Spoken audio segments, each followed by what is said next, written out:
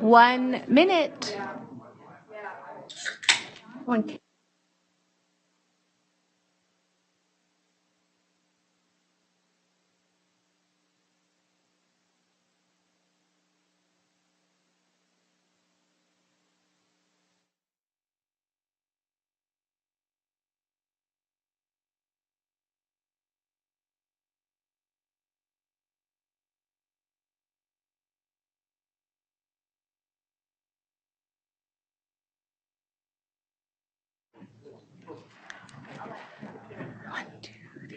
Good evening, everyone, and welcome to the public board meeting of the Halton District School Board. The date is May the 17th, and tonight we have trustees and staff both in person and online.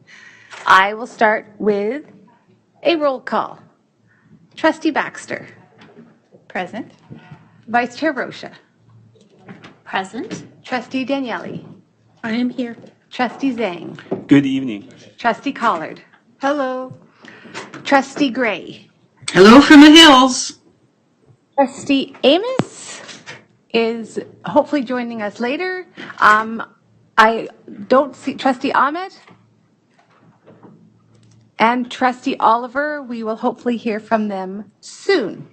Director Ennis, who is the staff that are here this evening? Thank you and good evening, everyone. We've got a full complement of staff here to support the meeting this evening. Wonderful. Trustee Baxter, would you like to make a motion to go into committee of the whole private session respecting negotiations and personal information? Yes, please. Thank you. Trustee Daniele, would you like to second that? Sorry. Thank you. Are you ready for the question? Are there any objections to moving into private session? Seeing none, we are now in private session. Thank you very much.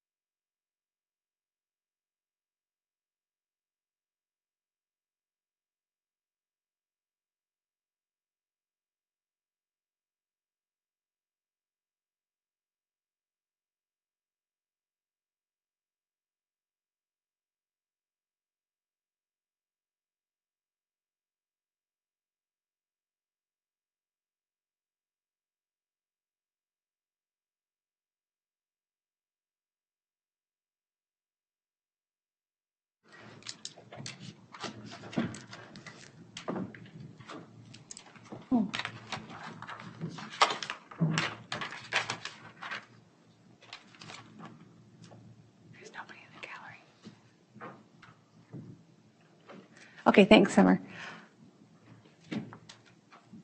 Joanna's doing the land acknowledgement, so I'll wait for her for a second. Did she go to the washroom?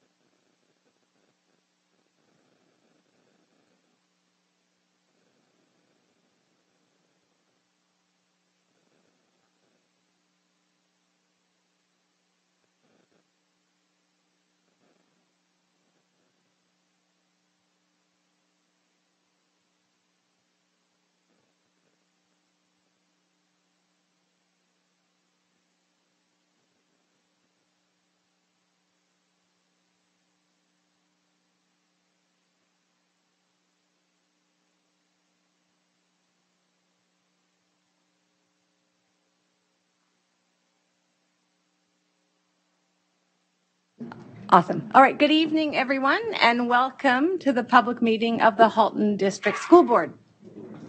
The date is May the 17th, 2023. I would like to welcome all of our guests joining us online.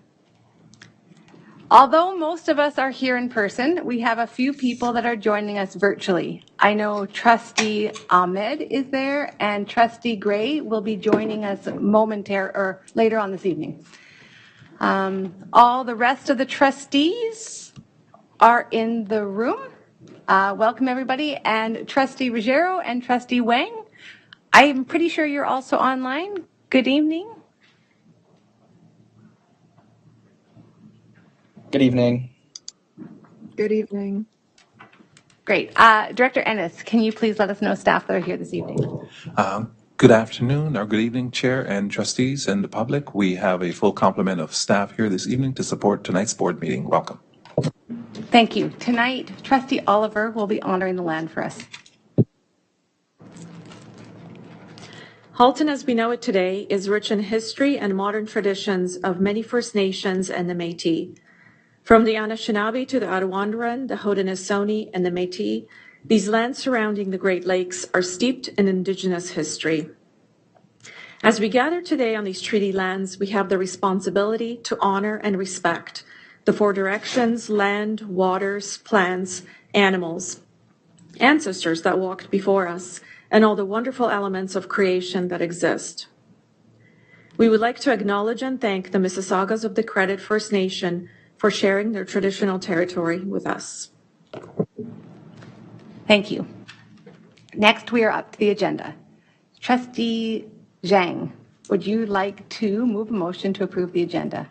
Yes, I will. And Trustee Daniele, would you like to second that motion? Thank you. Yes, I would. Thank you. Are there any objections to approving the agenda? Seeing none, the agenda is approved by unanimous consent. In relation to our agenda this evening, are there any declarations of possible conflict of interest? Trustee Daniele. Madam Chair, as you know, item 4.2.3 is an approval of trustee expenses under which I would receive a pecuniary benefit. So I will answer questions on that, but I will not be voting on that particular item. All right, thank you very much. I do know that there's a form that you're going to have to fill out, and Manager Carrillo will send it to you later. I was not told there was paperwork. New forms. Okay, thank you. Any other conflicts of interest? Wonderful. Seeing none, we are now up to item 2.0, delegation and presentation to the board. And tonight we will start with the student trustee reports. Trustee Wang and Trustee Ruggiero, do you have a report for us this evening? Yes, we do. Wonderful. Please go ahead. So good evening, everyone, and happy May.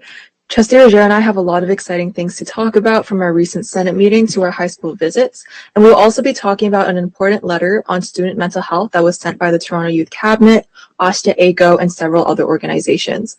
We look forward to updating the board on what we've been up to, and I'll pass it off to Trustee Ruggiero. Yesterday, Trustee Wang and I hosted the second last HDSB Student Senate meeting with the theme of mental health and well-being. We were welcomed by HDSB Mental Health Department members, Ms. Bates and Ms. McCann, and students were riveted by the discussion by Almost everyone had something to say and share and ask, highlighting the relevance of mental health and well-being discussions ongoing within our schools. The Senate also welcomed the HDSB's Communication Officer Meisner to update the Aging Student Senate introduction video. From conducting Student Senate interviews to recording our wonderful presenters or the famous We Get Pizza shot, we are incredibly grateful for his time to update the video and provide an accurate representation to students of the awesome things Student Senate is up to. Now, lastly, and arguably most importantly, Trustee Wang and I brought the HDSB Student Senate Constitution forward at the Student Senate for a motion for approval, a document that has been in the works for over 4 years. Before bringing the motion forward, we presented some of the proposed changes. So I'll briefly go over them. So Articles 2, 4, and 13 mentions the HDSB's Junior Council. So the creation of a Junior Council is to be attached to the Student Senate to engage younger students to address the void and perspectives from specifically K-5 and K-6 schools. So these were from calls from staff and from community members. So that's enriched in the Constitution. Article 3 highlights the need for truth and reconciliation with support of our HDSB Indigenous Education Department. It outlines the Student Senate's commitment to purposely thinking about Indigenous rights and the committed relationship with Indigenous peoples. Article 5 highlights the student senator selection process. A guide will now be sent to administrators to standardize the process across the system. Article 10 mentions the elections officer role. So as part of annual elections, we are asking Student Senate to have an elections officer to support the student trustee elections. And lastly, Article 12 highlights the multi-year plan alignment. So the Student Senate shall strike committees that correspond with the commitments of the HDSB's multi-year plan to ensure that all efforts are aligned with the broader HDSB community. So those are some of the high-level highlights within this Constitution that were presented at Senate last night. And so we engaged in a really rich discussion with our senators, which concluded with a vote. And we are incredibly proud to announce that this motion passed. And we look forward to setting up a date at an upcoming board meeting in June to have the formal signing of the Constitution by Chair of the Board, Shuttleworth, and Director Ennis. I'll pass it. So yeah, congrats for the Constitution. Also, planning for the HYLS meeting and Halton Youth Leadership Symposium has been well underway.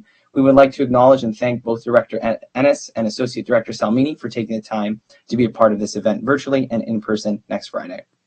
Our wonderful directors of operations are just wrapping up the agenda and our guest speakers, which we are incredibly grateful to welcome HDSB Human Rights and Equity Advisor Pardeep Nagra, who will be speaking at our event. We'll also be joined by some wonderful student entertainers from local bands in the HDSB, and we cannot wait to welcome over 100 elementary students to support their learning and growth next Friday at LC McGill. I'll pass it over to Trustee Wang.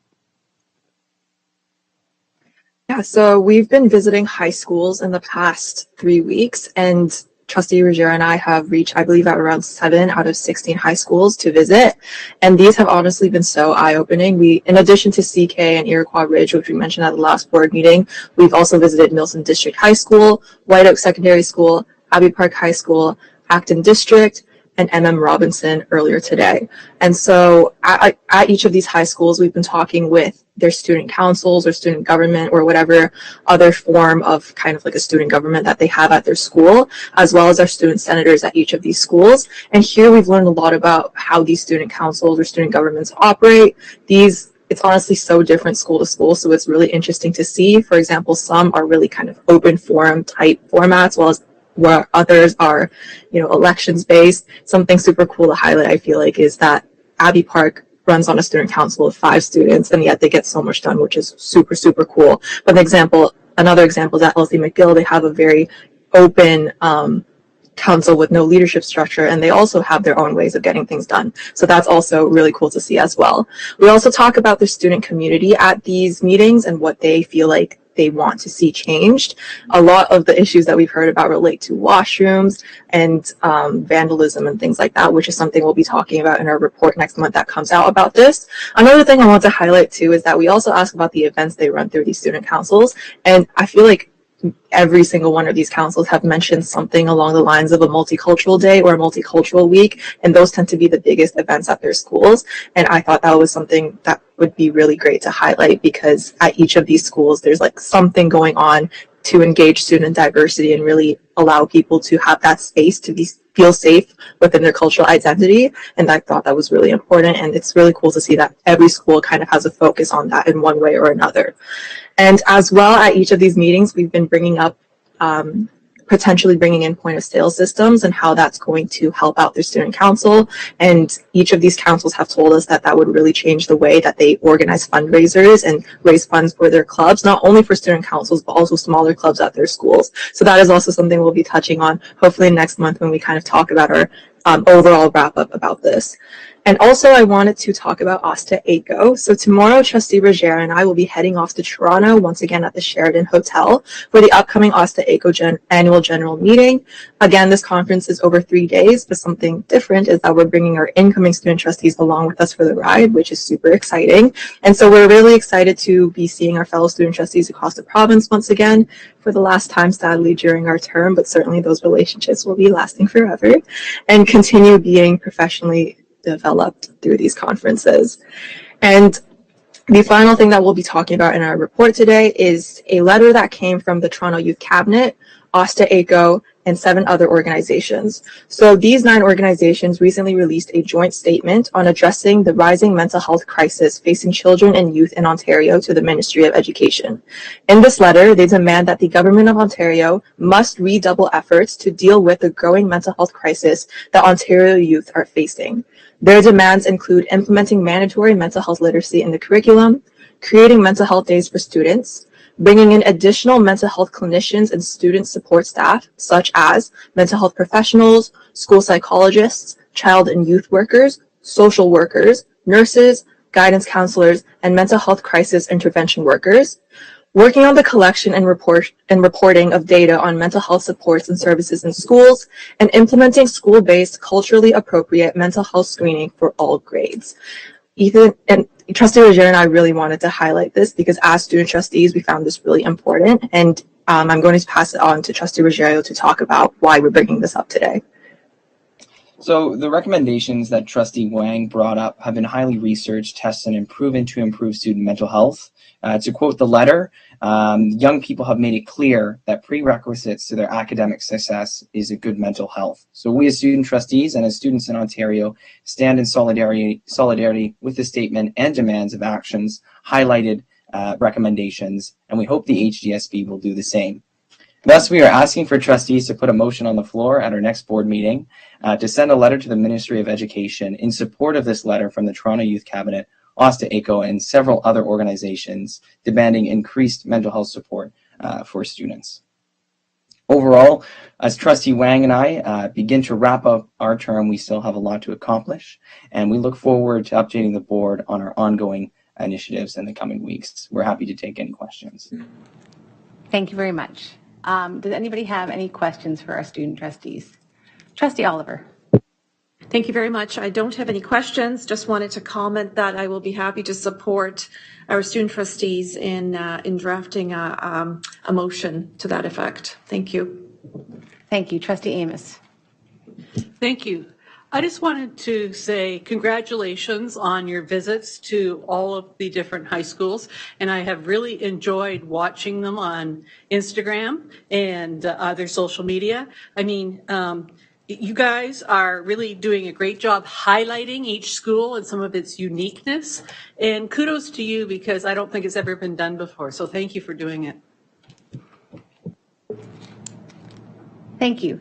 There are no further speakers. I have 2 things. I want to follow up on Kelly's Trustee Amos's congratulations. I too have been watching I think it's Instagram. I never know where it is. I forget which social media I'm watching, but the Instagram videos, they've been really fun and entertaining. I do have one question for you, and I know that Director Ennis has the same question as I do because we couldn't quite hear what you said. What is pizza shot? Is it pizza shot? Is that what you said? Yes. Can you explain that, please? Of course. So through the chair to the director and to the chair, the pizza shot. So in the old student senate video, there's the famous shot of the 2 other student trustees with the whole student senate, and they open a pizza box and it says, "We get pizza."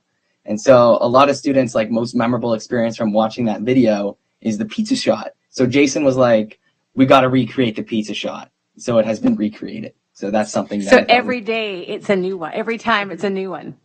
Yeah. Well, I am hoping to come to your last Senate meeting, and I hope I can be involved with the Pete's Talk. Oh, and I did have one other question. So I know HYLS is coming up next week. As I said to you, I think at the last board meeting, it is also the week of Bring Your MPP to Work Day. Were you able to connect with any of the MPPs to maybe have them pop in to see you? Yeah, through the chair to the chair. That's definitely something that we're working on. I'll actually be connecting with MP Damoff in the next couple of days since I'm doing like a little shadowing thing for her. So definitely going to bring it up to her. But definitely our MPs and MPPs, Trustee Rogera and I, and our directors of operations are in the works of reaching out to them. And hopefully one of them, or maybe even all of them, will be able to attend. Wonderful. Thank you very much. And again, thank you for everything that you've done. Thanks for your wonderful report.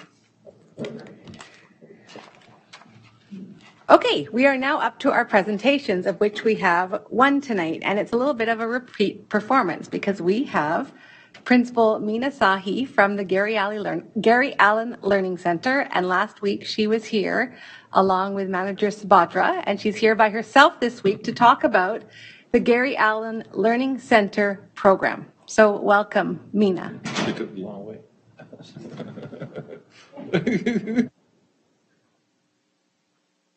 You just had to make a grand entrance. Sorry, Meena, can you turn on your microphone, please? Microphones. Thank you. Thank you, everyone, for having me back to share the rest of the programs that we have at Gary Allen Learning Centers, because we last time just saw a snapshot of one of the programs. And I hope that my presentation will provoke some questions, because often our learning center is something that not lots of people know lots about or understand fully. So this is a schematic of all of our programs. And the last time when we were together, we talked about, in the red, in the center there, the third one down. So other than LINC, ESL, FSL, we have all those other boxes on the chart. On the left-hand side in yellow is our under 21 and over 21 continuing ed programs. And then on the right-hand side is our alternative ed programs, which are for 16 to 20-year-old students. And in the center, we have some of our adult programs, which are for over 21, and there is no age limit. So we see students at all ages. So from that chart, you can see we offer programs for learners from K all the way through to any age. We have locations all across the board in all the regions. We offer many different and rich programs to support all learners. We're open 11 months out of the year, although we have staff 12 months a year, but our programs run 11 months out of the year. And we employ many different staff, some of who are continuing ed staff, who actually are sort of itinerant part-time staff to work with our programs. So I have some numbers to share with all of you. I'm kind of a numbers person, just to show what the reach of our programs are, because there's so many of them. The first set here is our under 21 continuing ed programs. You may be familiar with some of them by their familiar names. So we run night school in the board. We run it in a couple different categories. We run a robotics program, which may run in some of your schools that you're connected with. This past year, we had 4 different schools running robotics, 109 students. 14 different courses were offered at those 4 different sites. And of course, all those students gained their credits. They are very engaged in that program. We also offer night school programs. This is not this year's data. This is last year's data. So coming out of COVID, we actually only ended up having 2 academic classes, and they were both math. Students wanted to learn math in person at night school. So this would be students who are in our high schools currently all the way up to any age. And so we had 21 students enrolled in that, and about 13 or so of them got their credit. This year, we've sort of moved up from 2 to offering, I think, 5 or 6 of the academic courses at night school. We also offer a rich language program in our night school. This is for credit. So right now we offer 5 languages. They're listed at the bottom there. ASL, Japanese, Korean, Mandarin, Arabic. And we also have German this year. This is last year's stats. So we would be offering 6 this year. We teach 11 different courses because each language has an opportunity to have different grade level, grade 10, 11, or 12. So altogether, we had 68 credits earned. 104 students took those languages. They were offered out at Abbey Park High School on Wednesday nights. And we continue to reach out to our community to see what their interest level is. And we work with our coterminous board. So we offer enough programming that if we have to cancel because we don't have enough students, they can offer the program and vice versa. We also offer co-op as an opportunity to gain credits towards graduation for some of our high school students, but mainly our adult students. So we run night school co-op as well as we run our summer school co-op that supports our SHISM students mainly and our at-risk students that are high school students. So in our night school co-op last year, we only had 1 class, 34 students. They earn, of course, 2 credits for each co-op experience. This year, we actually have 1 co-op class each semester. In our summer school last year, we had 227 students that took co-op. And 454 credits were earned. So that's a great opportunity for our students to earn that SHISM requirement for co-op during the summer so that they can come back into regular school and get back into their other courses that they need to complete both the regular diploma and the SHISM diploma. It also helps to support our learners who are struggling to gain their credits. Maybe they had a year that didn't go well for them. They can do summer co-op and get 2 credits over the summer working. This is our summer school stats from last year. So last year we had 45 different full credit courses, 19 different upgrade courses, and of course career civics is our half credit. And last year, through all of those, as well as our reach ahead that we did for our grade 8s coming into grade 9, we had 5,447, maybe not all different students, but students accessing the summer school. This year, we're in the throes of putting summer school together, and it looks like it will be larger this year than it was last year. So we're in the process of hiring all those teachers and putting together essentially an entire school in a month for offering those programs coming in July. And our adult program, so this would be exclusively for students who are over 21. We had a small contingent of students taking adult day credit, and that was connected with Subhadra's program. We also have a large number, 524 students who range from 21 all the way to, I would say, like 80, taking e-credit in order to either upgrade and or work towards a diploma. And so out of those 524 students, we had 666 credits that we had students be successful at last year. We also have really increased our MPLAR. So our MPLAR is mature prior learning.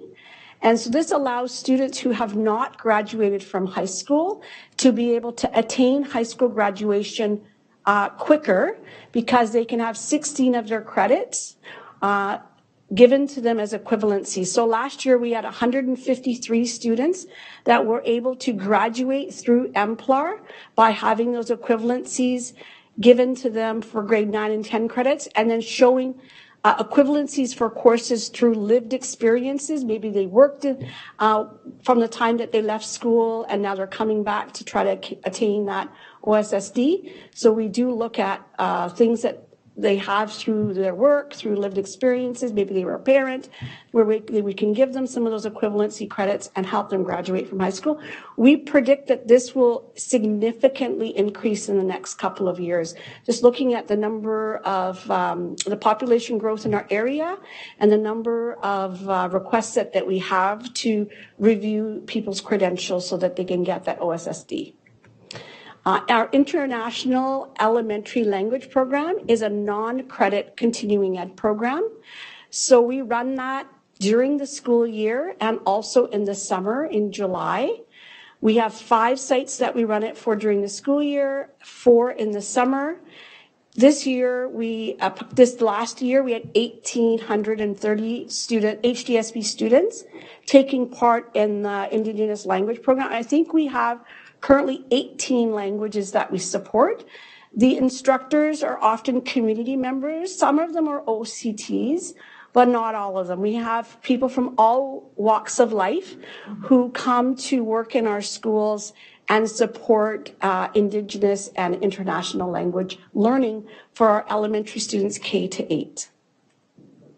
And I believe that this program, again, will continue to grow. We just need to have the infrastructure to support the requests that we have. And every year we put out to our community what languages, new languages would they like to see us offer, and then we look for instructors to see if we can make it happen. And then we have this excellent program called Literacy Numeracy. We really want to continue to promote this program in our schools because this is really an extra help program for students from grade 7 through to grade 10. So in our secondary, we use it significantly to support OSSLT prep. And so last year we had 9 schools take us up on that, 17 classes, 567 students were in that program to support them getting through the literacy test. We also run a heads up program in the summer, which is our grade 8 students coming through they're starting grade 9 in September, and we give them a little jump start in literacy numeracy in August before they start at the new high school. And so last year we ran that in 5 schools. We will again this year. There was 10 classes, so 364 students started high school a little early, and were able to get a head start on some literacy and numeracy skills, like brushing up from the previous year, getting ready to start their grade 9 year. We also run this program in elementary. And so in the last year, you see the numbers are quite small. We only had 5 schools run the elementary literacy and numeracy program during the school year. This year, it's actually significantly larger. Coming out of COVID, we've had a resurgence of wanting this. And in addition, we've seen that there's some of those lagging skills in literacy and numeracy in our elementary students that this program can really help to support. So last year, we had only 150 students. If I come back next year to report to you, this number will be significantly larger. We also run this program in the summer. So last year we had 721 students across 4 sites take literacy and numeracy in an elementary school or online last year. And this year by the looks of the requests, it will be a very robust program again. And then this year we tried something new with the support of Jackie Newton. We looked at providing literacy and numeracy for our parents. So we had 3 schools pilot that this year, and they had over 200 parents participating to come in and learn about literacy and numeracy so they could go home and support their children in that learning. So it's excellent use, and it's funded by the ministry.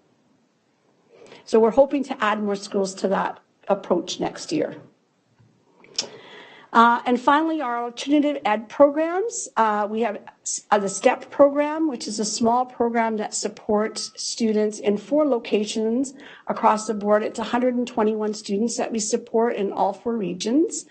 You can see there that the attempted credits was 416 and the earned credits are 178. We have a 52% success rate. And I'm sharing that because we're looking at making some significant changes to the program to promote student engagement and to add electives because we weren't happy with that success rate. We feel that these students already struggle. They come to our program to be uplifted, and we need to change things up so that we can really help support them getting their diploma and being able to go out the door and be successful in their pathway. In addition to that, we also have one of our other alt-ed programs. It's for 18 to 21-year-olds. It's like an e-learning program, but it really is directed towards students who have in the past found school challenging. And so the e-learning courses are geared to be able to support a learner in a more in-depth way. We offer 38 courses in all pathways, so workplace, college, and university. 66% of those students have an IEP in both situations. 744 credits are attempted. 385 were earned. It's a 45% success rate. When we graph that, we see that it's a bimodal distribution. We have students that do not do well, and it's often because they start the course and then they do not finish. A lot of them will be working. They find it's hard to balance school and work. And then we have those that are there and they target, and if they are working towards finishing, they are almost always successful, and they do quite well, usually in the 70% or better range in their mark. So we're working to see if we can close that gap a bit, where we have those people who have the initiative to start, but then get some roadblocks in their way. How can we move them from being unsuccessful to successful? It's an open entry program. They can join any time, and they have the year to finish. So we close the books on that on June 30th, and then we restart. If they haven't finished, they can come back into the program again in September. And so changes to Alt-Ed, I just wanted to talk a little bit about what we're proposing. So we've added elective courses to our alternative ed offerings for next year to help engage students. We were very purposeful around what we picked for the electives, because we wanted to pick things that students would be interested in, but also that would support their emotional well-being.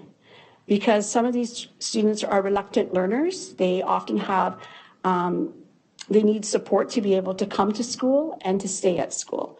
And so we felt that offering things like food, phys ed, and art, they all have a therapeutic component to them. And the business we chose because we're adding more community projects, and the business ties nicely to that, more problem-based learning, integrated learning for our students. The one bullet point that I didn't have up there is that we've also really pushed this year the dual credit. So dual credit is an option for students to earn high school credits alongside of going to the neighboring colleges and entering a program there. It's completely funded by the ministry. And so we have 3 college partnerships right now: Sheridan, Conestoga, and Humber. And this year, of the 121 students that we had 37 of the senior students who are in their graduating year take up dual credit, where they can go 1 or 2 days a week into that program to learn training for plumbing, electrical, trades, photography, whatever area that they are interested in. The college offers one of the dual credit programs. So that's been a great success story for us this year. And then finally, you can see there that in my short but quick presentation that we have 20 different programs. We're at 20 different sites at different points in the year. We are open 11 months of the year. And at the end of the day, if we look at how many students that we serve or learners that we serve, we're well above 14,000. So it's a massive machine, but it's one that services much of our community. And I'm happy to answer questions. Thank you. Does anybody have questions? I see Trustee Collard.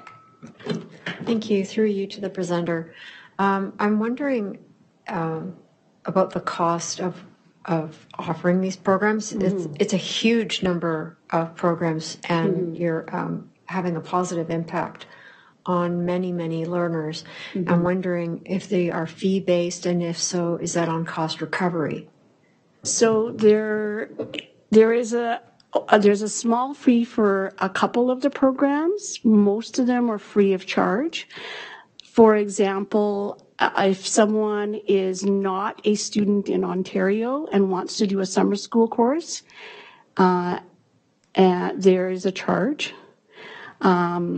For our international language, we have a small charge because we buy all of the pieces that they, crayons, markers, craft stuff for them to engage in doing some craft activities. But other than that, the majority of the programs, they are funded through continuing ed from the Ministry of Education. So it's not even a cost recovery. I think we actually do make cost. We actually have fund generation from these programs. That's amazing. Yes. Keep doing this work. It's wonderful. Thank you. Trustee Oliver. Through you, Chair. Good evening, and thank you so much for this wonderful presentation and for all the work that you're doing to support students of all ages, and especially the older students and young adults. I'm wondering the language courses, how are they advertised to the community? And my second question is, and I'm sorry, I forget the name of the the program. It's the one where grade 8s get a head start on grade 9.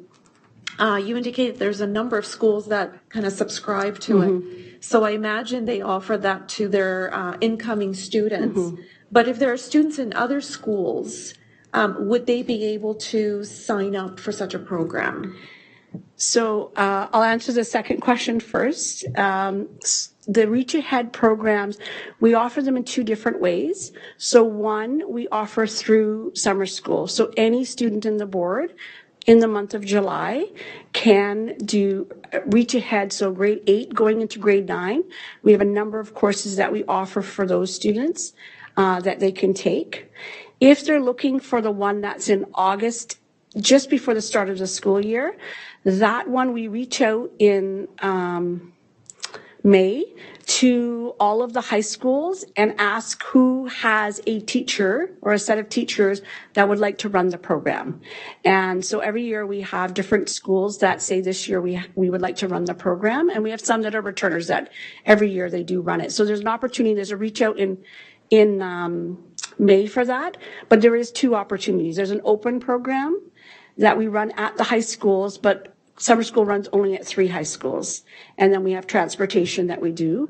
But the Reach Ahead that's in August, it's at specific high schools based upon the administration at that high school requesting. And mainly they have a teacher who's willing to work in August. And then the first question you asked was about the international languages. So we actually put it word of mouth out there in many different ways. We also put it out through the Halton Multicultural Association. We also use social media. We also share the information in a flyer to our elementary schools. So we do it in a number of different ways where we reach out. And a word of mouth. So there's many of our communities where they have their own social media chat groups. And then we will have our instructors who currently teach the program, who will often be our people that reach out in the community and say, we know the program will be starting again. Just let you know, I saw the registration go out on the website for Gary Allen. You should sign your kids up for that program. And so some of our programs are very large. I've also had this year community members who just phone in, cold call and say, we would like to have Swahili, and we would like to have, I think this year we added Swahili and Sanskrit. And I said, sure, we will advertise it out. If we have, please work in your community to get at least 12 students. And if we have 12 students and we can have an instructor, we will start the class. And so during the school year, it runs on Friday nights and Saturday mornings, different classes. Thank you. Trustee Daniele. Thank you very much. Through you, Madam Chair. Some amazing work being done here. I really like all the opportunities for differentiated learning at any ages. My question is the literacy numeracy program for parents elementary. I think that's absolutely phenomenal. I wonder if you could let us know what 3 schools it is in, and also just in general, how you're assuring equitable access geographically to the programs. So literacy numeracy for elementary, if we focus on that, any school can approach to have that program because the program is funded by the Ministry of Education. So we just need to have a teacher and a school that's willing to run the program. And we will do the work in the office to set the program up and have it ready to go. At 15 students, we break even. Above 15 students, we make a little bit of money, and that's including the teacher's salary. So right now, it is this year when I showed that it's only 5 schools, it's because that was last year's data coming out of COVID. This year, we have a significantly larger number of schools that are accessing the funding for the program. So we do have it in every area, but it's not at every school. This year, when Jackie and I went to KESBA, we heard about that there is the funding available for the parent program. The interesting thing about that funding is for any one student's OEN number, you can have multiple family members come to learn about literacy and numeracy. So parents can come, grandparents can come, an aunt and uncle can come. Anyone that's going to be supporting that learner in literacy and numeracy can come to the session to learn about it and be able to support the learner at home. So we piloted it just in 2 schools, and I know you're going to ask me the names. I'm sorry, I don't have them right off. Rattlesnake, and I wish I could remember the other one, but we hope to add more next year, right? Yeah. Okay, so just as a follow-up, how do you advertise this to the schools to make sure that teachers are aware that if they have an interest, this is something they could pursue? Right. So we advertise through our administrators, or we promote it through our administrators. So earlier this year, Jackie spoke at, I think, HEPA, and I spoke at HSPA. The secondary is, there's a pattern of supporting OSSLT in this way. In elementary, we're building those structures. There's a program ready to go to use for literacy and numeracy. It's not like the teacher has to write the program. The program is ready to go, and we just share it and they have it. So it's just a matter of having a teacher that wants to be working after school.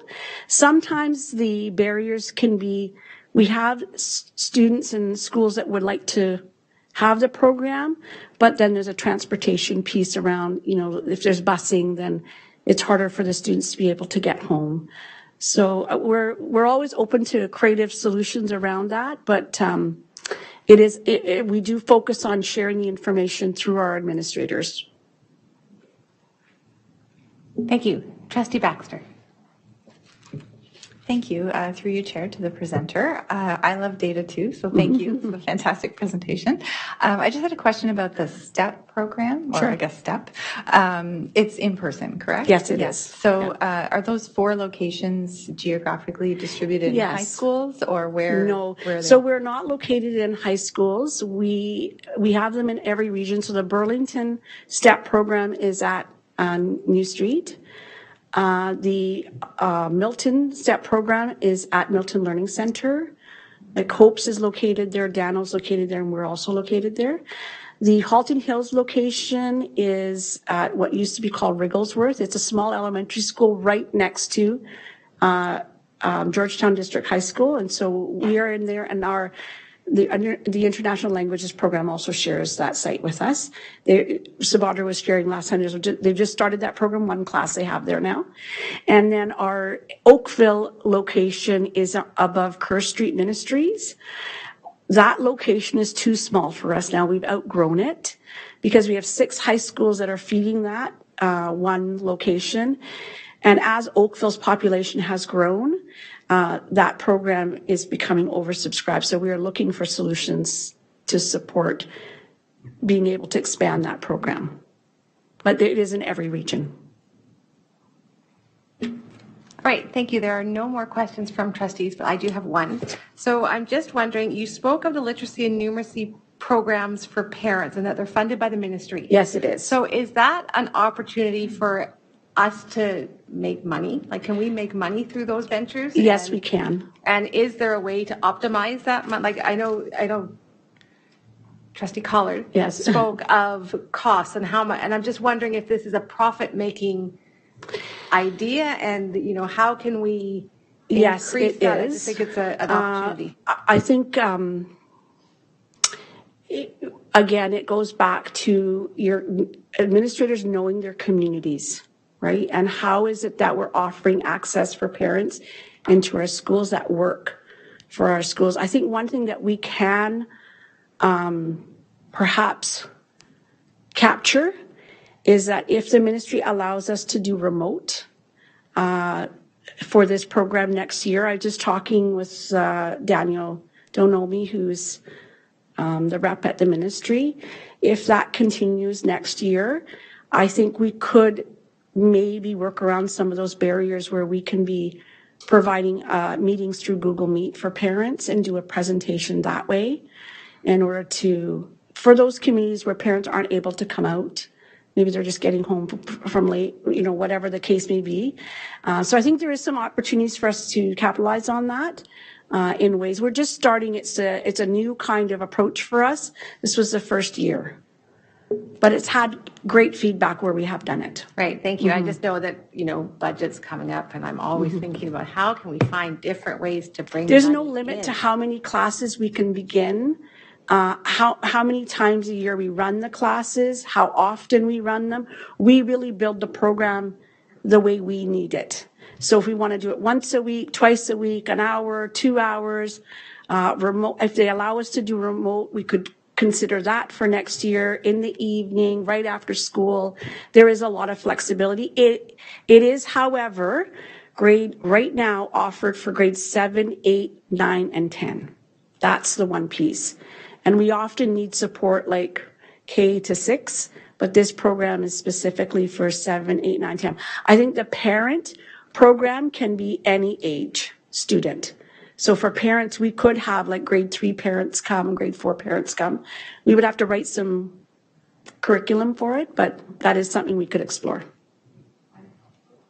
Wonderful. Thank you very much. Thank you for your presentation. And just a really quick question before you go, because I heard people talking about it before you came. How are the ducks? I don't know if they're there yet. We haven't set up the duck cam. So we have someone on alert to look for the ducks. And if they're nesting, then the camera will go up. But last I checked, about a week and a half ago, they had not come yet. Well, what is in my backyard? I'm just down the road, but thank you so much. So I'm hoping they come back. Yeah, one of the courtyards is quite overgrown.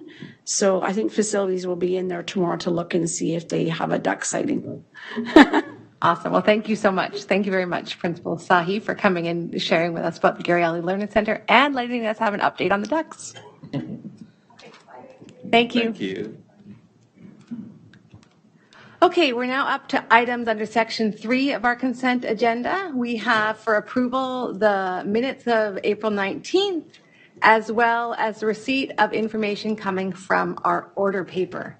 So I'm going to put the motion on the floor. Be it resolved, the Halton District School Board approve the consent agenda and receive the information items for May 17th, 2023. Trustee Amos, would you like to make that motion? Yes, I would. Thank you. And Trustee Baxter, would you like to second that? Yes, please. Right. Are there any items that need to be pulled for discussion this evening?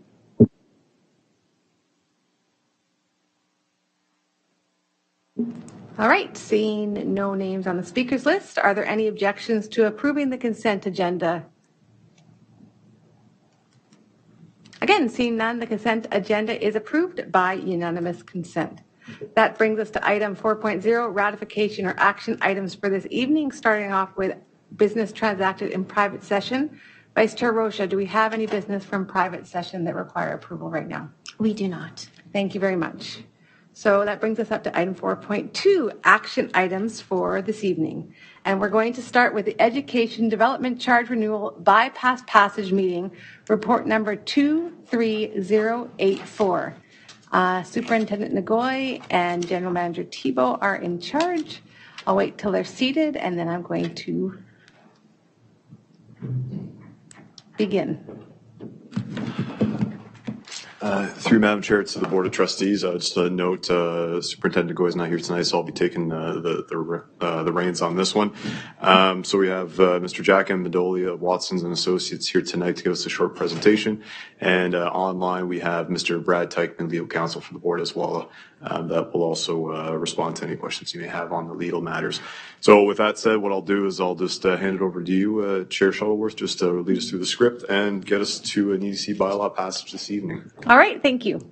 Okay, so this is a continuation of the process for the Halton District School Board to pass an education development charges bylaw, which will apply to the development of the land in the region of Halton. The new bylaw is required because the current bylaw of the board, which was passed in 2018, is scheduled to expire on July the 3rd, 2023. The purpose of the meeting this evening is for the board to pass the new EDC bylaw. We have been advised by our legal counsel, Brad Teichman of Overland LP, that the board has satisfied all conditions precedent to the board in acting an education development charges public meetings on April 19th, 2023. and receiving ministry approval of projections that underlie the bylaw. Mr. Jack Amendolia will now provide a brief presentation to summarize where we are in the process and the final charges being recommended for approval this evening. Thank you, Madam Chair, and thanks for having me here tonight. I'll have a brief presentation, really just to ensure that the Board of Trustees are in a position tonight to pass or consider passage of the bylaw. So what does the school board have to do? So when we had the public meeting several weeks ago, at the end of that public meeting, we had talked about the conditions that the board had fulfilled. So you had prepared an EDC background study. That's one thing the board has to do to be able to pass a new bylaw. That background study was made available to the public and has to be made available at least 2 weeks before that public meeting, and that was done. And then at the end of those public meetings, we fulfilled that requirement, which the legislation says the board has to have 2 public meetings, one reviewing the policies of its existing EDC bylaw, one to look at the proposed EDC bylaw. Those meetings were both concluded when we finished those. So that condition was met as well. So at the end of those public meetings several weeks ago, the board only had one other condition to fulfill. That was that the background study and the assumptions contained therein were approved by the Minister and Ministry of Education. As the board chair just mentioned, that has been done and the board has received its approval. So the board has now met all the conditions to consider passage of the bylaw this evening. Before doing so, I just wanted to make the board aware, like we mentioned last time, there has been ongoing discussions in addition to the statutorily required public meetings with stakeholders relevant to the EDC process. They've provided feedback back to the board. We have addressed that feedback, and they provided a letter in I believe yesterday, outlining that that they will not be appealing this current this proposed bylaw that the board is considering tonight. So just to finish off, all recommendations are contained in Mr. Thibault's report. However, just so the board is aware, we went through this last time, the existing charge is now $5,792 residential. If the board considers passage and passes the new bylaw tonight, your new charge as of June 1st would be $6,092. And just a reminder that that's because the maximum permissible phase-in is $300 above your existing charge. And then you can see that it goes up by $300 or 5%, whichever is greater, for the remainder of the 5 years of the bylaw. Similarly, on the non-residential side, your existing charge is $1.41 per square foot of gross floor area.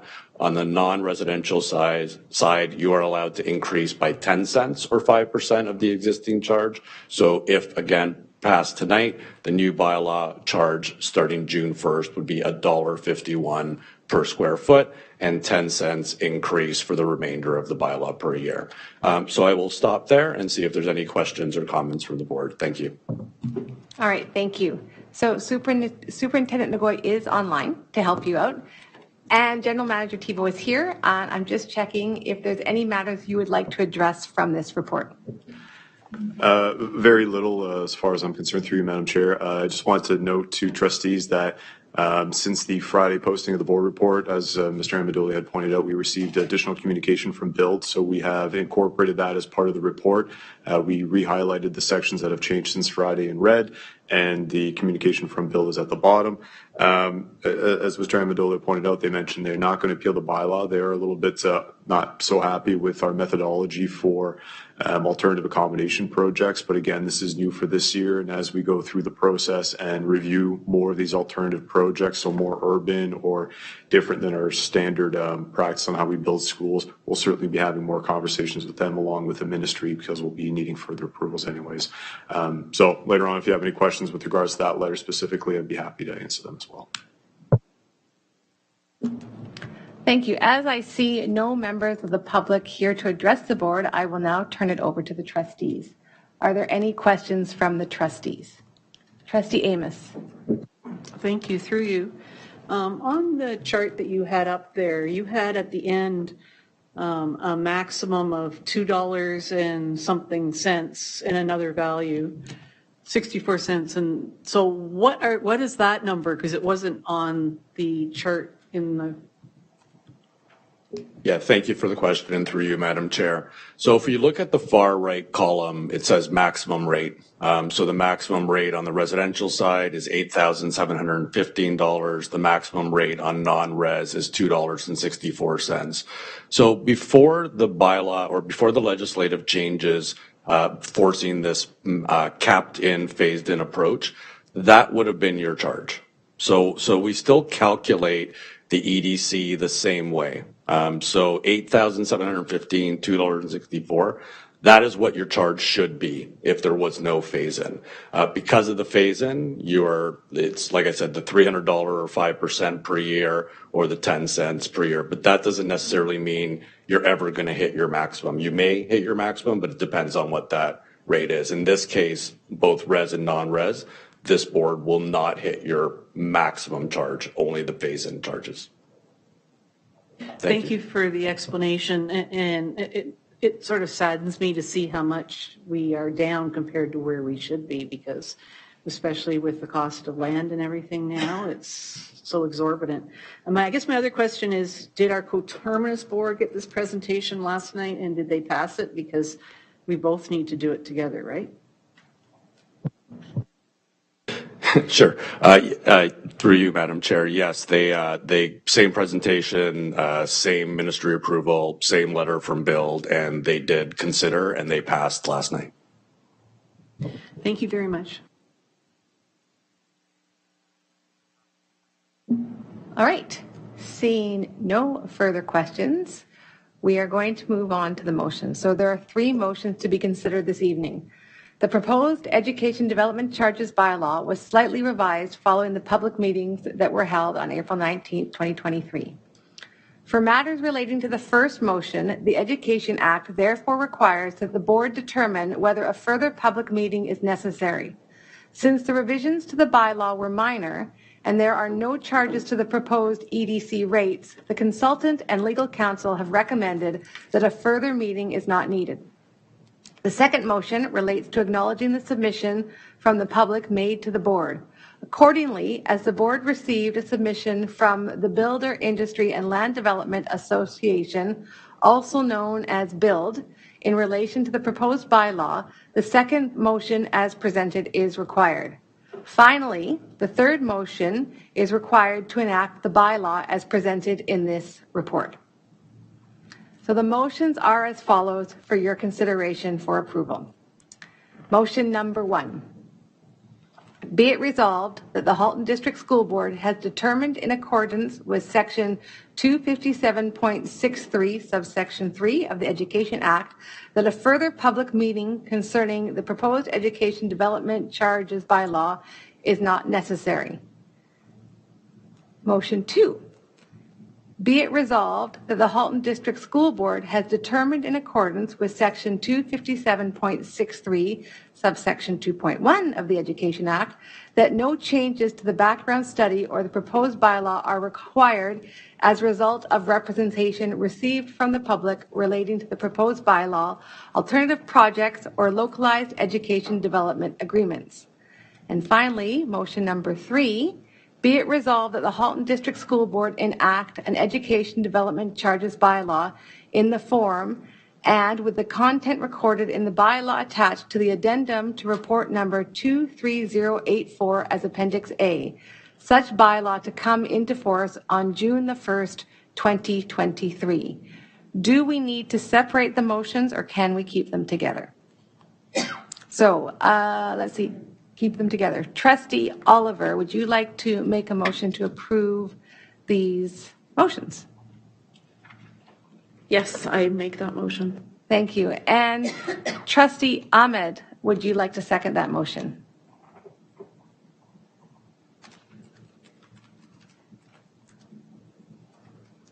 Trustee Ahmed?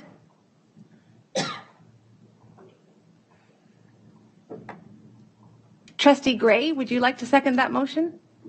Yes, I would. Thank you. Wonderful. Thank you. Is there any debate or question? Seeing none,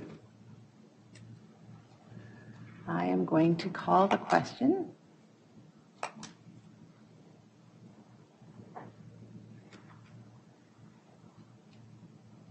All right, if everybody could please cast their vote. Thank you, Trustee Gray.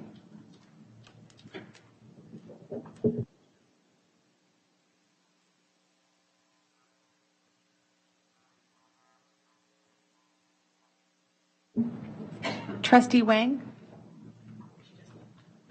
She just left? Okay. All right, and that carries unanimously by the voters in the room. Thank you very much. That concludes the matter of the Education Development Charges Bylaw.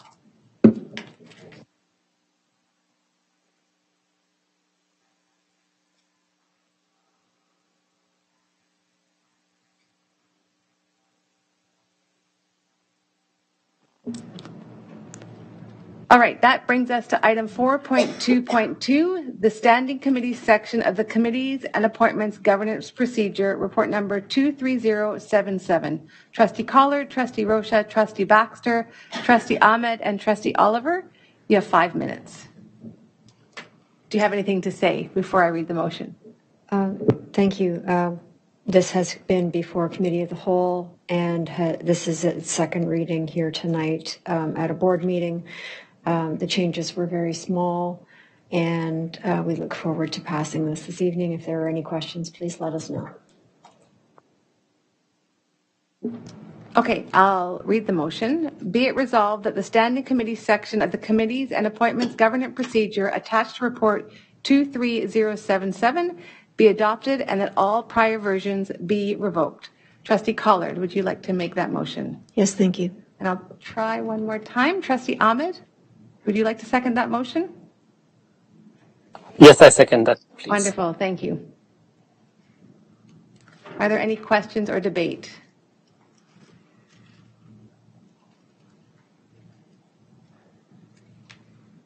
All right, I'm going to call the question. Jean has her hand. Oh, sorry. Trustee Gray?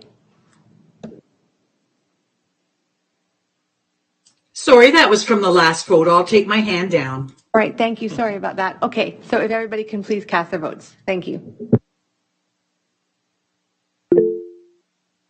Thank you, Trustee Gray. Also, I vote in favor. Thank you, Trustee Ahmed. I vote in favor as well. Oh, thank you, Trustee Ruggiero.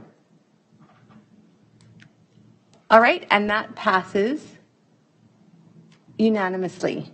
Thank you very much, everyone. Okay, that brings us up to item 4.2.3, approval of trustee expenses under board leadership account, report number 23089. Trustee Daniele, I'll pass the floor over to you to give some background. Thank you very much. The first thing I would actually like to do is suggest an amendment, and many thanks to my colleagues for helping make this better. It calls for an expense of not more than $4,500 because I was a little worried about U.S. Canadian exchange rate. I'd like to change that to $4,000 instead of $4,500 because I do believe that will provide enough of a buffer for any. So I'd like to move that amendment. Do I need a seconder for it or?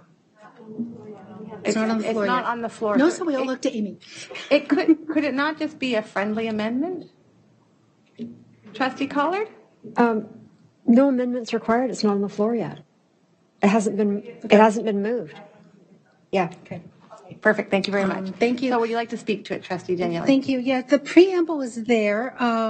In February 2023, Dr. King was coming through Toronto. He was speaking at the World Affairs Conference to over 700 students, and he also had meetings with significant people. I was fortunate enough to be one of them, along with the Lieutenant Governor and others. And at that point, we were supposed to have 5 minutes. We ended up spending about 45 minutes together talking. And I guess I made an impact. We talked a great deal about the Halton District School Board, about equity and promotion of equity, and what my 17-year journey in equity and education has been.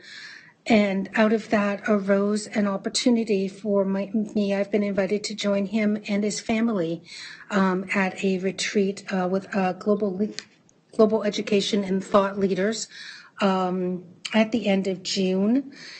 This is, it's very exciting work. I'm very much looking forward to it. It's a once in a lifetime opportunity, but I'm also very much looking forward to making connections to other education leaders and resources and being able to hopefully bring them back and connect to the Halton District School Board in whatever way I can, as well as bringing the learning back to my fellow trustees in whatever way I can, as I did with the Labor Relations Conference and the Work Human Conference and in the sharing of my notes or whatever trustees, how they would like to see that shared with them. Again, this is as a result of, I'm in my 17th year as a trustee, and equity work has been paramount to everything that I've done since. And as such, I am seen throughout the province as a credible, equitable leader. And so this is just the next step on my journey on this. And I don't bring motions. I don't do the 17 years. I can count on one hand, I think, the number of motions that I brought to the board. So this is not my skill set, my expertise, and I'm very nervous. And I would ask you to please take that into consideration, and probably best if I just answer any questions people might have. Thank you, Trustee Daniele. Are there any questions for Trustee Daniele concerning her motion? Trustee Oliver. Thank you very much, Trustee Daniele. This sounds like a really great opportunity and a great honor to be invited to participate in this endeavor. And I'm looking forward to what learnings you will be able to bring to us and share with us. And I'm also thinking that you might want to connect with our staff to see, what they would like to share about HDSB with the rest of the world, so that you can more fully share what we're doing here. Thank you.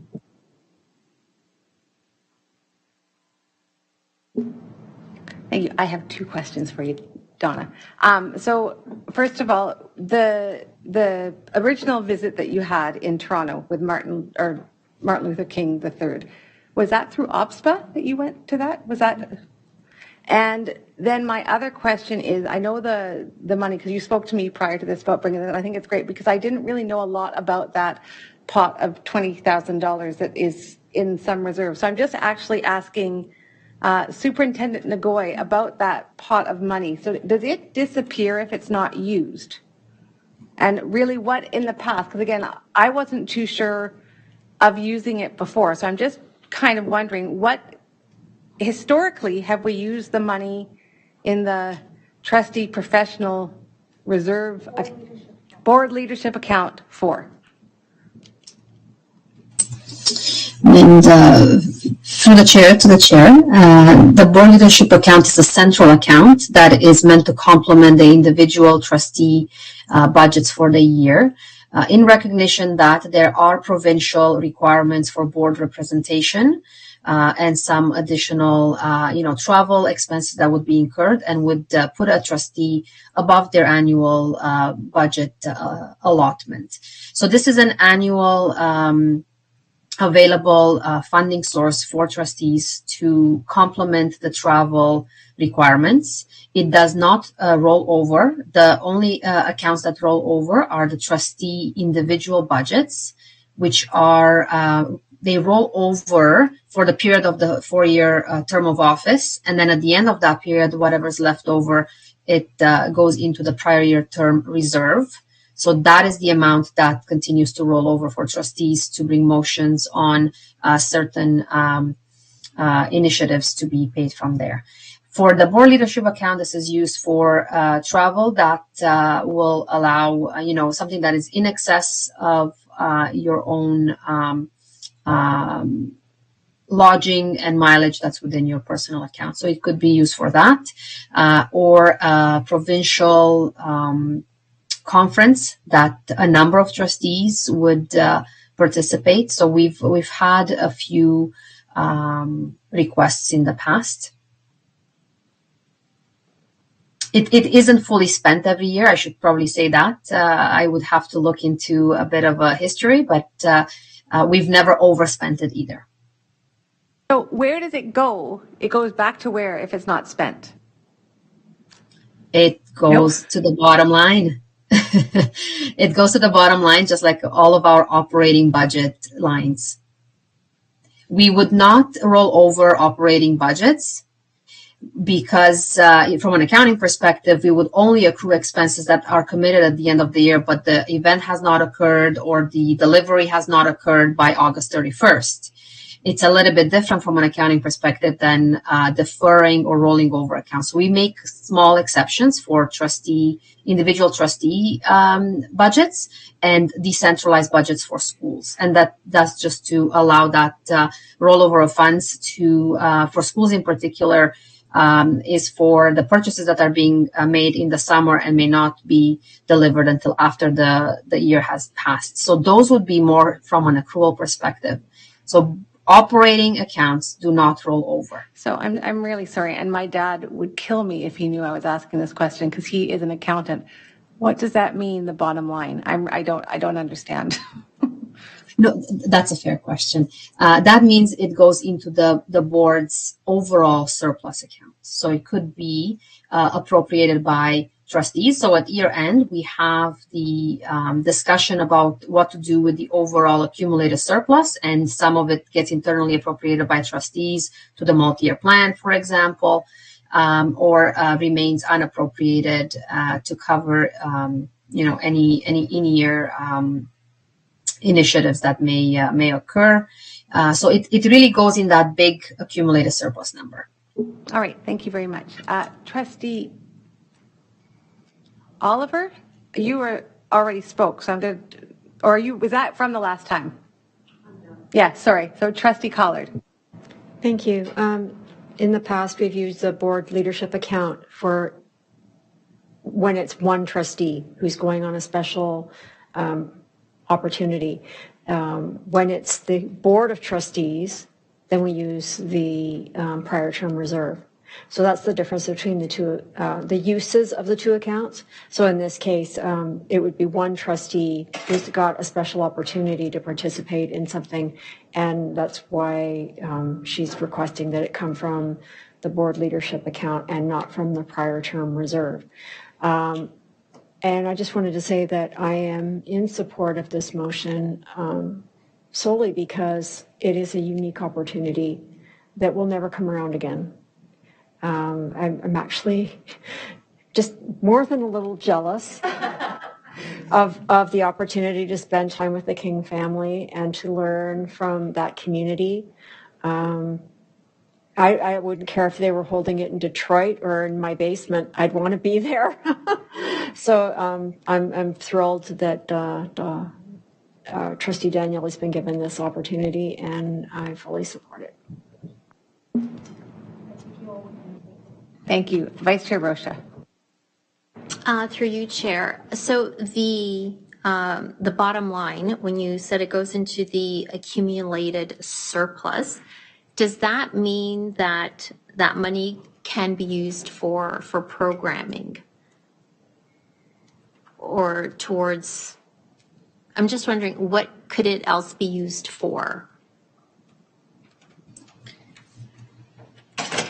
Once it's in the accumulated surplus,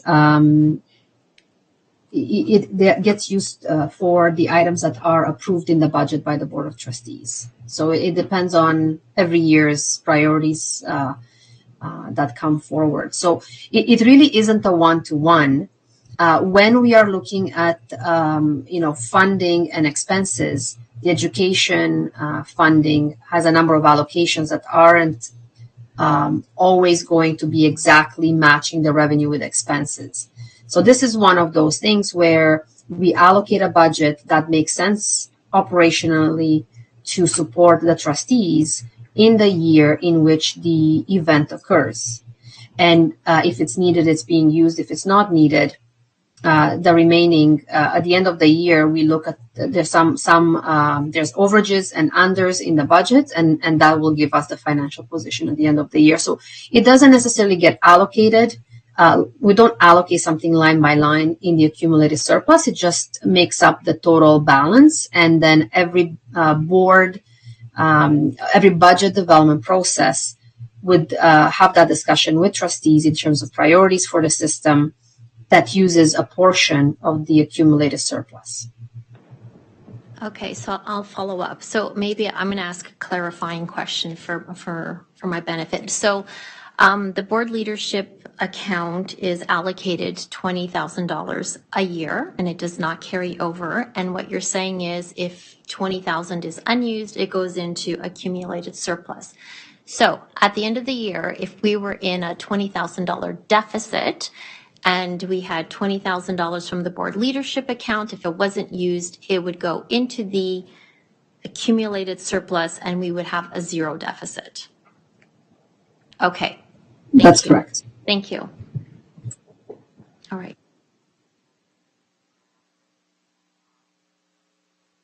Sorry, I have one more question. Okay. Sorry. Vice Chair Rocha, one more. Thank you. So through you, Chair, to Trustee Daniele. For clarification, in what position were you being asked to attend this event? Was it in your capacity as trustee of the board? Yes, it was.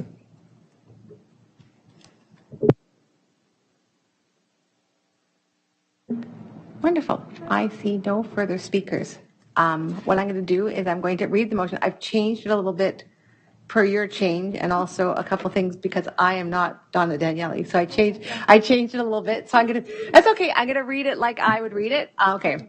So whereas the governance procedure for trustee expenses, section 3.18, provides for trustees' expenses as a representative of the board be charged against the board leadership account if approved by the Board of Trustees, and whereas the board leadership account currently has $20,000 in it, which will not carry over to the next financial year. And whereas Trustee Daniele has been invited through her position as an educational leader to join Dr. Martin Luther King III and his family, along with a gathering of leaders for a special experience in the Amazon of Ecuador for conversations around legacy and the positive things we can do to create impact in the world for both the planet and its people. Be it resolved that the Board of Trustees approve an expense of not more than $4,000 from the board leadership account to support the unique professional development opportunity. Trustee Daniele, would you like to make that motion? Would that be a conflict of interest for me to do so? I don't think so. You've written the motion, so she cannot. Trustee Collard, would you like to move that motion? Absolutely. And Trustee Amos, would you like to second that? Yes, please. Thank you. Are there any discussions or debate?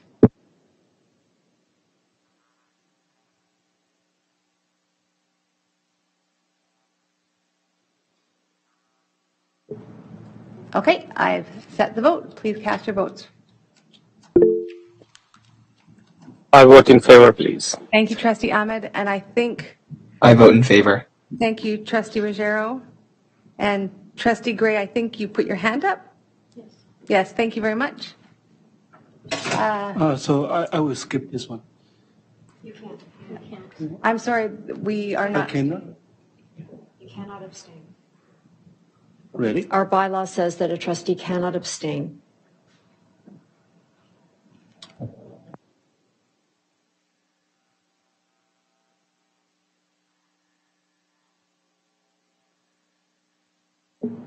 And that passes, but not unanimously.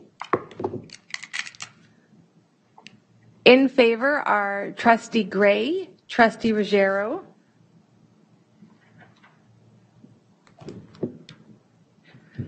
Trustee Amos, Trustee Collard, Trustee Shuttleworth, and Trustee Oliver. Against, and Ahmed. Trustee Ahmed, I'm sorry. And then against are Trustee Zhang, Trustee Baxter, and Trustee Rocha. Thank you very much. Thank you, Donna. Please, we look forward to hearing what you learn and the liaisons you make and how you relate it back to the staff, bringing staff views as well. So thank you. Thank you all so much for the faith in me. I appreciate it very much.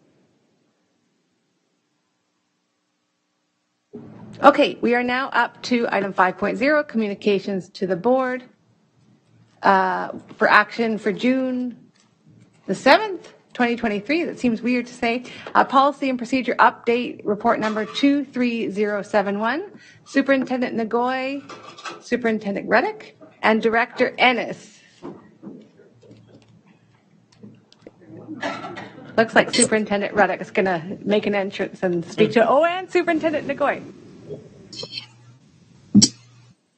Through the chair, the external audit and internal audit plan for approval item, I think was skipped. I'm sorry, you on that one too? No? Sorry, Trustee. You can stay. Just stay there, you're okay. Sorry, Superintendent Nagoy, I don't, it was added, sorry. So before I wrote this, so external audit and regional internal audit plans, report number 23083. Thank you. Sorry, Superintendent Nagoy.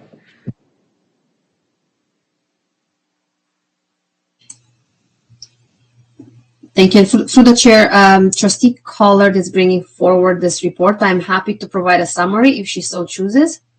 I think that would be wise. Thank you. So this report is from the audit committee coming forward for board approval for both the external audit plan and the internal audit plan. The external audit plan is for a fee of $85,200, which is in accordance with the contract terms and conditions. It's for the year ending August 31st, 2023.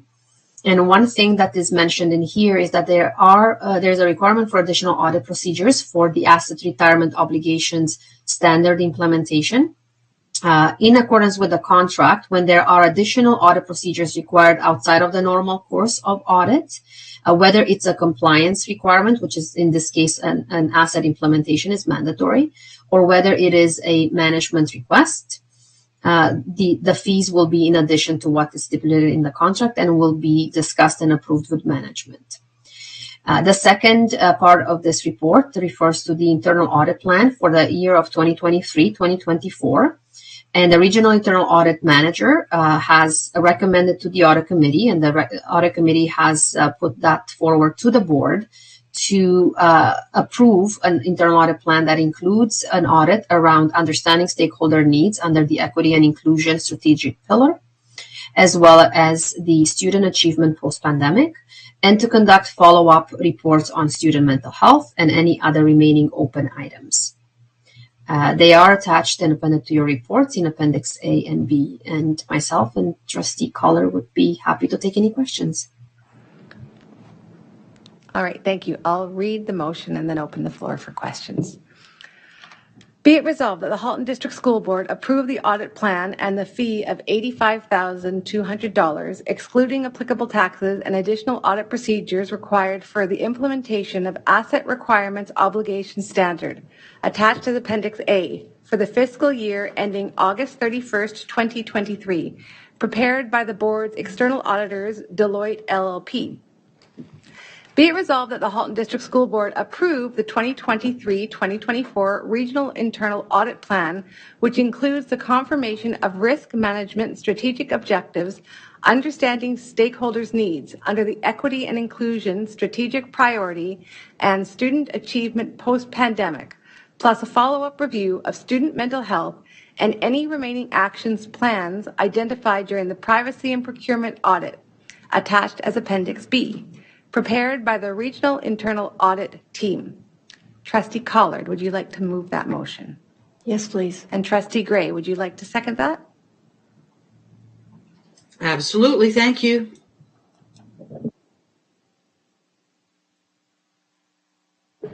Sorry, is there any questions?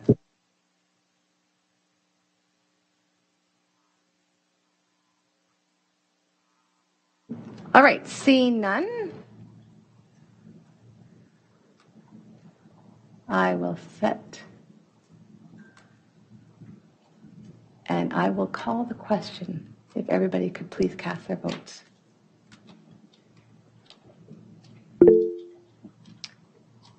Trustee Ahmed?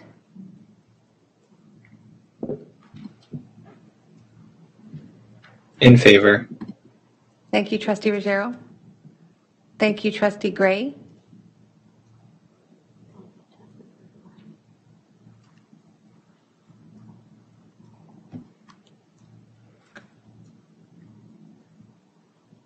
And that passes unanimously by all who voted. Thank you very much.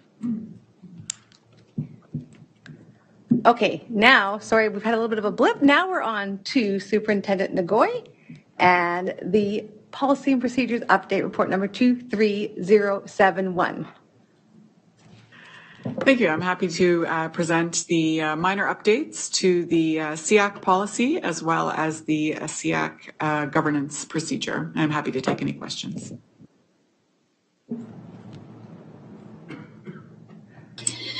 And as well in this report are the edits to the fraud prevention and management policy. The attached administrative procedure is also within the report, and the clarifications have been made in terms of reporting to the audit committee and to the Board of Trustees through committee of the whole in private session.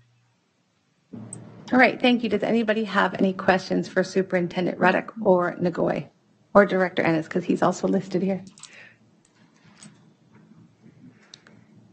All right, seeing none, this will come back to the board in 2 weeks' time on June the 7th for a vote. So thank you very much for the information, and we look forward to it coming back in 2 weeks.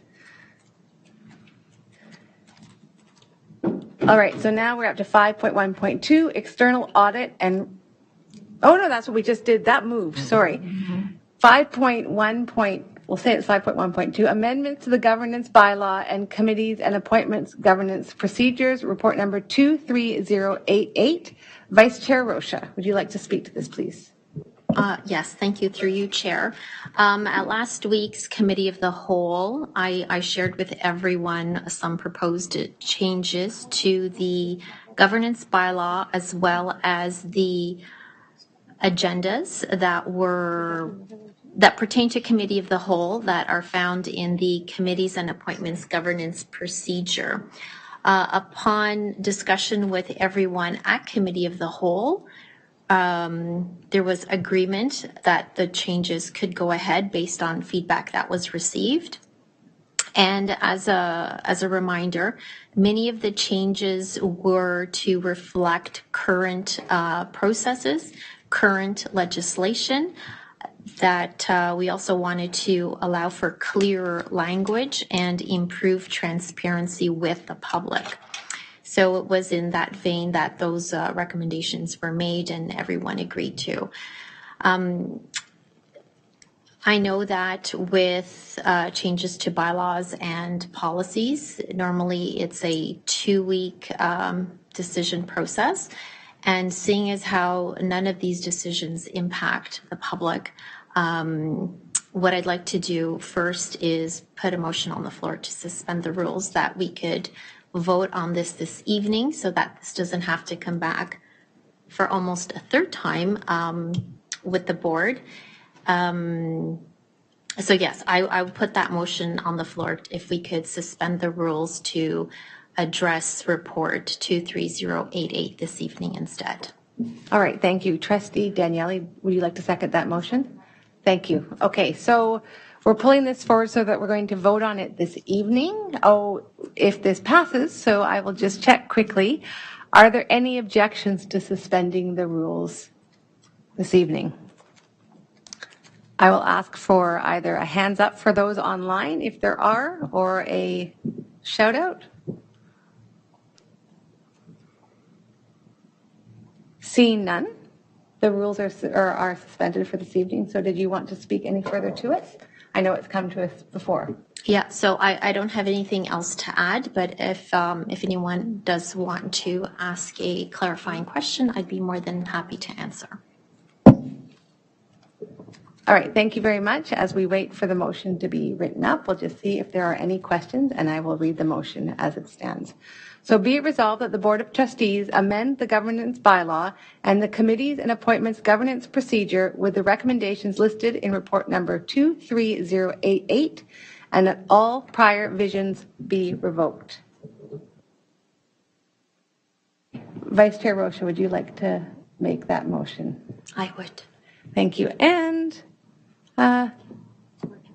Trustee Amos, would you like to second that? Sure.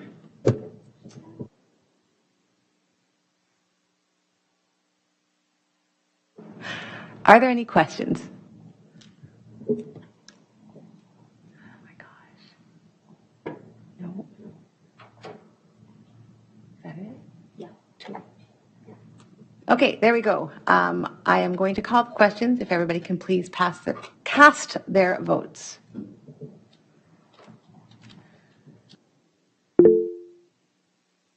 I vote in favor, please. Thank you, Trustee Ahmed. I vote in favor. Thank you, Trustee Ruggiero, and thank you, Trustee Gray. And that passes unanimously. Thank you very much, everyone. Okay, now we are on to item 5.1.4, the Special Education Plan, report number 23082. This will be for approval for not for 3 or for 4 weeks. It's coming back to us on June the 21st, but because it's a larger document, it's already been presented to SEAC. Trustee Ruddock is going. Superintendent Ruddock is coming to present it to us this evening. Thank you very much. Thank you, Chair Shuttleworth, and you've just taken half of what I was going to say. So, but I am happy to present. I am happy to present the 2023-24 Special Education Plan. The plan does have some minor updates, and it has been presented to SEAC twice, in fact, both in April and May. It will return to SEAC on June 6th, and then, of course, back here on June 21st. As I say, there's very few updates, but there is one that I'd like to highlight, and that is the structured learning class has come to an end. You may recall this was a 2-year pilot class in each area of the board for students with autism with a focus on social thinking skills. Special Education Services is exploring an alternate model to support social thinking development for students with autism, and we'll be collaborating with SEAC for their input in the process over the course of next year. And I'm happy to take any questions. Thank you very much. Trustee Collard? So my question is about the structured learning class. I'm assuming that the ministry support for that program has ended. Is there any other support for students that are on the autism spectrum that is specifically for those students that we could access to put together a program of our own, or are we going to have to use our regular budget funding? So I guess there's a couple of areas of support. We have behavior analysts who support students with autism specifically. And last year we did add a position to that complement. So we have increased the number of BAs that support our students. We are dedicating an instructional program leader to this work to really develop a support system and process for social thinking for students with autism embedded into the regular classroom. We also have ministry funding for after-school skill development programs, and we are using those funds to run an intensive summer program for students with autism, and then with a plan to repeat that again in March for students again. So we do have some supports in place, but it's not a kind of a self-contained model like this one. May I follow up? So then in the absence of the funding for this special program, we're unable to continue in the same self-contained approach. And I'm wondering,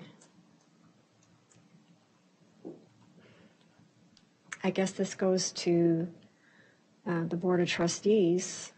Do we want to write a letter about this? Because this is a big loss. This is a big hit for students on the autism spectrum. And I find this is very troubling because this project was very successful. And I would like to have some discussion about whether or not we ought to be writing a letter. So as a follow-up to Trustee Collar's question, can I ask a question? So with that, as the self-contained classrooms have gone away, is there an increased EA support for those students within the mainstream classes? There's not an increased EA support for those particular students, and in really the profile of the student who would be accessing those classes weren't typically students who would have generated EA support. They were I would say what we would call our higher functioning students on the spectrum. And I do want to just add that the pilot project was funded by our own board. So we gave up some things for 2 years to pilot this, as well as using, and I'll maybe have Superintendent Ngoy jump in and speak to the funding specifically, but our one-time reserve funding. So it's not a sustainable model. The ministry didn't fund the project and hasn't dedicated specific funding for these classes. Can I follow up again then, please? Okay. If it wasn't funded by the ministry, why are we discontinuing it? Through the chair to Trustee Collard. Well, we've determined that the students are better served in their regular classrooms over the long term because it was a very short 2-year intervention. We weren't getting the same level of interest as we were students staying in their home schools. And then we couldn't scale it. So because we were only running one class per region, we, as Superintendent Ngoy will speak to in the budget process, we don't have the funds to scale that to multiple classes across the system. So for those 2 reasons, we've decided to fold the pilot. One final follow-up. What does the SEAC say about this discontinuation? Are they in agreement with the discontinuation? Certainly, they've expressed concerns about the support for students with autism, but they look forward to the collaboration on this new model that we're going to be developing next year. Okay, thank you. Thank you. Seeing no further questions, thank you so much, Superintendent Ruddick. Again, as I said, this is a really important document. That's why we are given that additional time to look at it. So please ensure, particularly if you weren't or aren't on SEAC and able to see the presentations that are there, to make sure you read through this document to really get an idea as to where the money is going and coming, so that we have good knowledge when we're passing the plan on the 21st. Thank you very much. Okay, that brings us up to item 5.2. There are no, sorry, I missed it because it's not in blue. 5.1.4, the long-term accommodation plan update, report number 23086. Superintendent Gaudette, General Manager Thibault. And this, again, is for approval somewhat similar to the SEA or the special education plan on June the 21st. June 21st. Go ahead. Sorry. All right, through you, Madam Chair, to the Board of Trustees. So just as a follow-up to last week's Committee of the Whole meeting, we're presenting formally the draft long-term accommodation plan to the Board of Trustees, and we're releasing it as of Friday, it's been released publicly. Our plan right now is to release this out for public feedback tomorrow. So we'll be launching a communication through our school messenger, as well as providing a notice to our media outlets as well, typical to what we usually do. I'd say that contained within the report, I won't go over into details, but there's details on the capital priorities, update on where they are now, where we're going, as well as the future ones we plan on submitting if we get a call for new capital priorities. So there's 4 in total right now that we're targeting. In terms of bound reviews, we provide an update on what's been completed thus far, what's still in the hopper, and the ones we're anticipating to start next year so that we can get started right in September when we go for approvals after the June 21st approval here. There's also some redirections that are being contemplated in this as well, new ones that are happening in Oakville. It continues. So further details on that, and they're also listed in the LTAP as we get prepped for our new schools. As I mentioned, the feedback's launching tomorrow. We'll close on May 29th. We're hoping to get some feedback. We further improve the survey, so hopefully we're a little bit clearer on our questions and we gather good feedback again this time around. We discussed a little bit last meeting, but there are 2 online tools available. One was there last year. It's something where you just input your address. It tells you what elementary review area or secondary review area you're in. That one's still live, but there's a new one that's Projects Near Me.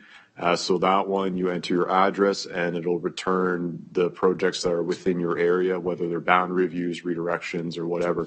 and they just identify them as little circles. So if you go on the website, it's just under that link. We're getting some nice widgets. We're working with comms to get that set up so they're a little bit more visible. But that's available too. So if you want to play around with that tool, it's also tied to the feedback form as well. So people that are navigating through the feedback form will be able to hopefully locate themselves where they find themselves within the plan. It is a large document. Not everything pertains to them specifically. And hopefully that garners a better public feedback or more targeted feedback on the projects. Happy to take any questions. Thank you. Trustee Amos. Thank you. Through you. So one of the upcoming redirections, has that community been notified, or are they going to see it in the LTAP first? Just wondering how I'm going to hear about it. Probably through this report or through communications soon. We're still working with senior team on what the best method in terms of the grade cohorts that we want to redirect. So there's been some discussion around that. And we're hoping to provide the community notice, similar to what we did with the North Oakville community, to say, you're on notice, this may be happening soon, so that those that may have older siblings and grades can start getting the ones that haven't registered yet in place. And then after, when it does get triggered, once we hit that maximum, if it is approved by senior team, then we'll notify the community that it is now in effect, and any further registrations are going to be will be redirected to that specific school, which is still under discussion. Okay, thank you. And the redirection from Dr. David R. Williams, does that include the French students as well? Yes. If they're not in the school already? If they're not in the school already. So in new registrations, and so I was thinking more about the grade 2s coming in because those were transferred in, but now it's effective for any new move-ins for the FI program would be redirected to Palermo. Because Palermo has both programs. Okay, thank you. All right, seeing no further questions, I have one. You spoke about the new tool with the projects in my area. So I'm just wondering, so I know often when you see those projects in the area, they often have signs in front of them that say, just because you're moving here doesn't mean you're going to be able to come to this school. So with the projects in my area, will it distinguish that piece? Like I always see those signs, because I remember seeing them. There's always there's the Catholic board and the public board that say, don't move here thinking you're going to be able to come to this brand new school. So if there's a button that says projects in my area, will it have that disclaimer or something as well? No, and that's a really good point, and I think we can make that addition pretty quick. But really what it does, it just says within a certain distance what's within your area. So that they're just aware of, what's happening in their community and the range. You can select how far you want to go. So that way it just gives them an idea if something were to happen, they may be included. But I think a disclaimer saying that just because it's identified doesn't necessarily mean you're impacted. It just means within, 5-kilometer radius in your immediate neighborhood, this is what you can expect to see. So it's more of an indicator. But to that point, it's not just showing a dot, it'll explain what the project is too. So that they can also infer from it as well if that would be impactful to them. So if it's a secondary piece and they're in elementary, it's like, oh, that's far down the road. Notwithstanding that though, I think a disclaimer would be good to say. This is just to give you an idea of what's happening. We do encourage in the feedback that they go to the LTAP and that they review specifically. But yeah, let's make that addition. I just know that I always see those signs, and I always think of people moving into areas and seeing new school signs and thinking, oh, yeah, if I move here, I get to go to a brand new school. And I know we're always very cautious because those signs are everywhere. So thank you. I just thought it was an interesting piece. Trustee Daniele. Thank you. I just had one question under the future capital priority considerations, and we've got the 4 items listed there. Have we been given any indication yet when we're going to be able to submit those future capital priority considerations? It seems to change from year to year as to what season that is going. I wonder if we had any idea. Through Madam Chair to Chair Daniele, none yet. So it's. Chair to, yeah, you're right. We don't know yet. So this is more of what's top of mind. So just to give you the Board of Trustees as well as the community a little bit advance notice of what we're thinking and contemplating. We will come back if there is a call for capital priorities with these. these projects to get the approved list, or if we're looking at doing any scope changes, we'll also, or we want to add to existing projects outside of the capital priorities process, we might just advise trustees of the fact after that. All right. Seeing no further questions, thank you so much, General Manager Thibault, and we will see you back here on June the 21st. Thank you very much. Okay, that brings us up to item 5.2, items for information for May 17th, which we have none. Item 5.3, do we have any, notices of motion? There is. There are none. So we are now up to the director's report. And on that, there are two, in memoriam and other. Thank you, Chair Shuttleworth. I'm going to ask Superintendent Frankovich if you would just start with the Eddies. Thank you. So this Monday, as Trustee Amos knows, as she kicked off the event, we had the pleasure of joining the Eddie celebration in Milton, and where they rolled out the red carpet. And one of the highlights of the evening, we had over 120 submissions, was just the enthusiasm and the encouragement students had for one another. So when their film was being shown, just the support and encouragement from all of their peers was really remarkable. So it was a great evening. Thank you so much. I just want to highlight for trustees, two Loran scholars. The Halton District School Board students have received prestigious scholarships for demonstrating their ability to thrive in challenging times while making communities around them better places for everyone. This year, we had two winners, 36 youth from approximately 4,800 applicants were chosen. They demonstrated their drive to step up in the face of challenges and make positive change in the communities and across the country. Among the 36 selected were two of our very own Halton District School Board students, Sam Appleton, grade 12 student from T.A. Blakelock, and Chloe Carruthers, grade 12 student at Georgetown District High School. Please join me in congratulating those two students.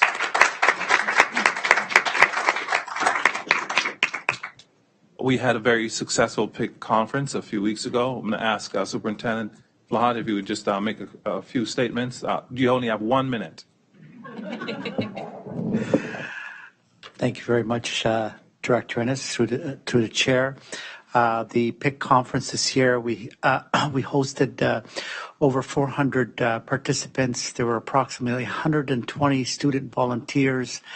And we had community tables that were over 150 people in attendance and supporting and offering services to parents that were in the conference.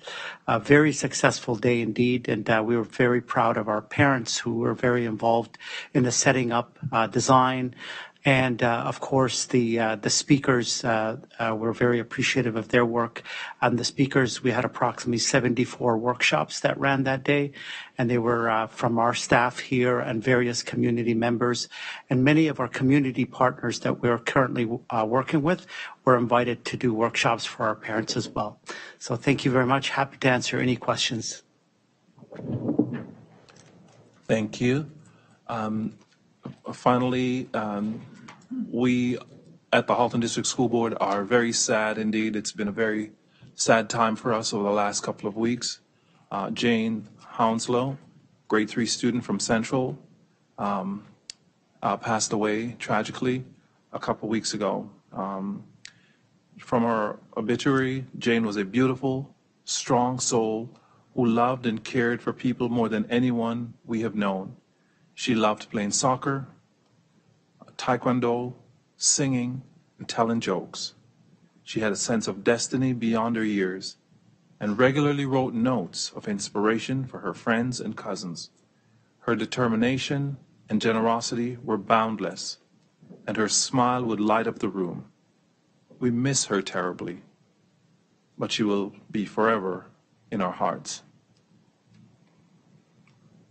Chair Shuttleworth and I had the opportunity to visit the family, and they graciously welcomed us, and we shared a moment with them on behalf of the Board of Trustees and the Halton District School Board. Our hearts are breaking, and we know that there will be a public memoriam memorial at Burlington City Hall on the 29th of this month at 7 p.m. And I invite those who are able to make it to come and celebrate Jane's life. Such a bright spark, gone too soon. Let's take a moment of silence.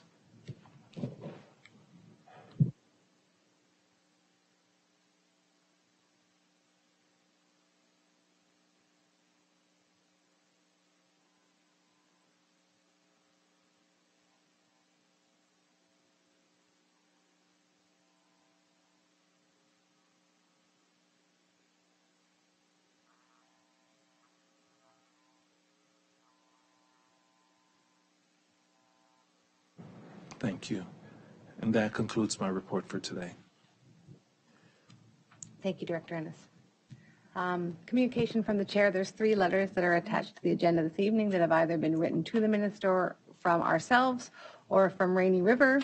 They're attached for your perusal. Committee reports. Are there any committee reports for this evening? Trustee Daniele. Thank you. Just very quickly, the Human Rights, Equity, and Advisory Committee met last night. It was to be the last meeting of the 2023 school year, and it was largely around membership. After, I believe it's Trustee Amos would be able to speak to it because she's been on it since the beginning. It's a 3-year, I believe that is. Yeah. Yes, and there have been a number of membership changes. So a subcommittee was formed and a call out will go to look for more community members with lived experience to sit on the committee, and the committee will then vet the applications. And Superintendent Petco will bring a report in September, I believe, to the board to let the board know who the new community representation will be on that committee. So can I ask a question of you, Superintendent Petco? How is the sort of the word getting out to the communities that these positions are vacant?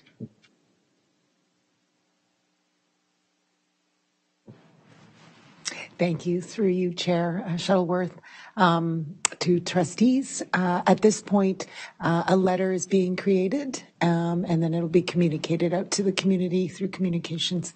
And we'll make sure that it's out there for anyone that may be interested in applying. And we're just also finalizing some of the criteria in making that request as well, because this is only our 2nd year that we've had this committee up and running. So yeah. Okay, thank you. Trustee Gray. Thank you very much, and good evening, everyone. I just wanted to give a quick report on behalf of the Inspire Ad Hoc Committee, which this group met yesterday, and I want to thank everybody for all of their contributions. We could be, in fact, nearing the end, if not the end, and we have come forward with some very intriguing new directions for our Board of Trustees to consider. And so we look forward to bringing a report to an upcoming Committee of the Whole meeting. Thank you. Thank you, Trustee Gray. Any further committee reports? Don't go away, Trustee Gary, because I'm going to ask you another question. She's gone. OBSPA updates is next. Trustee Gray or Trustee Daniele, are there any updates from OBSPA? Yes, thank you very much. I spoke earlier with Trustee Daniele today regarding what could be mentioned today, and in terms of OBSPA, and obviously we're getting ready for the annual general meeting. Is it possible to just take a show of hands to know how many of us are attending the annual general meeting at Blue Mountain? And I can't see the room. I'll tell you, Trustee Gray, it's Trustee Collard, Trustee Daniele, myself, and somebody else has their hand up, Trustee Ahmed. And okay. Yes, is that right? Trustee Ahmed, you're coming? Yes, please. I'm planning to talk. Wonderful. That's wonderful news, Chair Shuttleworth, because it's such a very important meeting held annually, and I look forward to seeing all of my trustee colleagues there that are able to make it. I would make note of this. At this time, when we looked over at the elections that will take place, there will, at this point, we will not have any well, the last we looked, it looked like people were being acclaimed, and there's certainly openings in Central West to represent Central West on the policy or the education work team. So have a look at the OPSPA site. I know they almost circulate information weekly. And so have a look the next time you have a chance to see. And I would like to congratulate, by the way, at this time, Trustee Daniele, who has been acclaimed as chair of Central West once again this year. So again, lots of opportunities are out there if you wish to put your name forward and run for one of the positions. Unless Trustee Daniele has anything to add, that concludes my report. Thank you, Trustee Gray, but I think Trustee Daniele does have something to add. I do have one thing to, as the chair of Central West Region, one of the things that I do is convene a committee for the Public Property Assessment Network Scholarship. It's a $1,000 scholarship that's given to one student from one of the 7 school boards represented in Central West. The deadline is on Friday. Well, I've received a large number of applications, and I have asked for a representative from each of the 7 school boards that would be willing to sit as part of that committee and go through the applications and help to choose a winner. It would be via Zoom meeting on Tuesday, May 30th. I do not yet have a representative from Halton, so if anyone is interested, please let me know. I will tell you, it is probably one of the more inspiring experiences when you're going through the application, because it is the creme of the creme, and some amazing students doing wonderful things. And reading through the scholarships, you will be impressed and inspired. So hopefully somebody is able to join us on Tuesday, May 30th. Thank you. I have done that for the past 2 years, and it is a really rewarding experience. So if you have the opportunity to do so, I would encourage somebody to do it. Trustee Collard.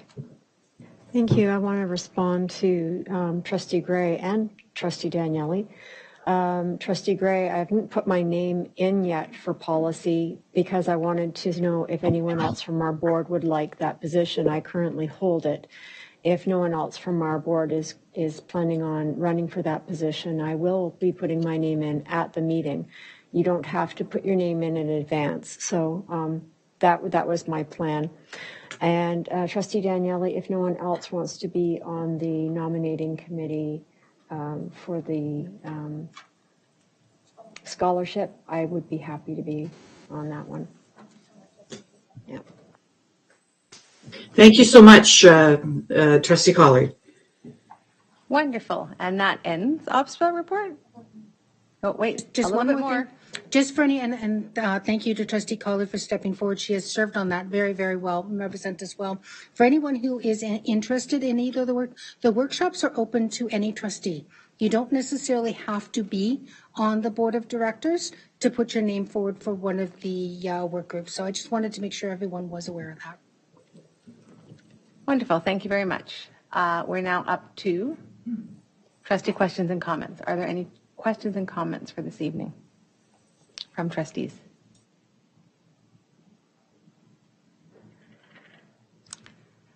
Seeing none, that brings us up to public questions. Vice Chair Rocha has had a look, and there are none. There are none. So no public questions for this evening. If you do have questions for the board, we always encourage you to try to get in touch with your local trustee. First of all, that's the most direct and easiest way to obtain answers. And that brings us up to item 7, which is adjournment. We do have to rise back into private session. So I will ask Trustee Baxter, would you like to rise and would you like to make a motion to move into private?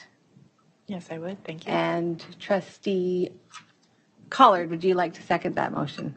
Sure thing. Are there any objections to rising into private session?